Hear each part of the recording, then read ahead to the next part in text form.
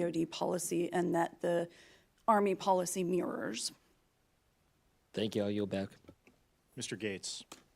So, General Matlock, after years of the Army wrongly telling over 10,000 soldiers that someone having a pro-life license plate might make them a terrorist, was anybody fired?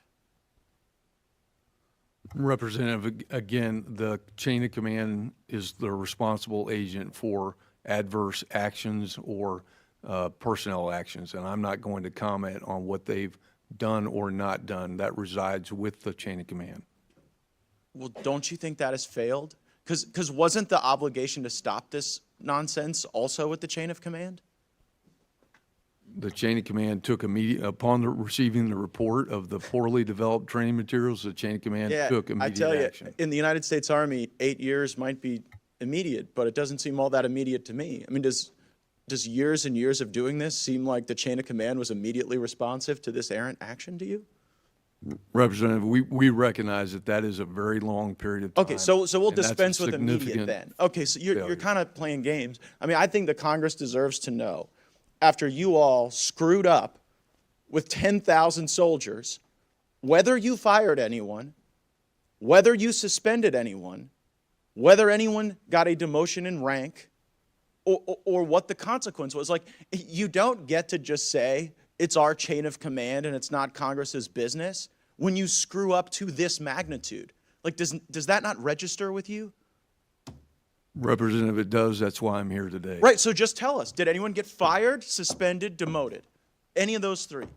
Representative, again, those training materials were very poorly prepared. Right, but we don't They were believe, used so for a this is long- what's going on, General. We don't believe that your chain of command approach is going to be sufficient to deal with this if you play hide the ball on what the consequence was.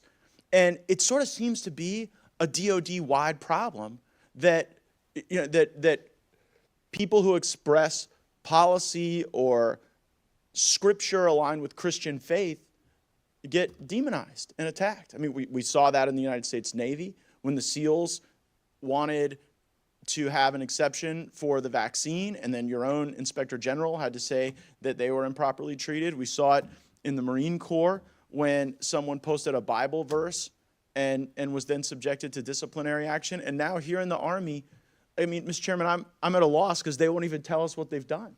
Now I'm wondering how this emerged. It was in 2017. Who was the Chief of Staff of the Army then? And I believe in 2017, General Milley was the Chief of Staff of the Army. Oh, well, interesting. Do you think this is happening elsewhere, this kind of stuff? Representative, in the United States Army, no, I don't think it is. Yeah. Well, here's what I'd do, Mr. Chairman. I would demand answers to the questions that we're asking. I don't even know how to use my last minute and a half of time because they're not going to answer the question on what consequence. And if the consequence isn't public, it doesn't function as a sufficient deterrent. Like what you guys do when you allow this to happen for years with no consequence, and then 8 years later or whatever, when you're called out on it, you say, well, there's a consequence, but we won't tell you what it is, then you increase the recidivism of this type of behavior. And not for nothing, but it's one of the reasons why in some of the key demographic areas that the Army is traditionally drawn from to fill its ranks, you're struggling right now. So I think we're owed answers to these questions, and frankly, I would start fencing money at the United States Army until we get those answers. I yield back.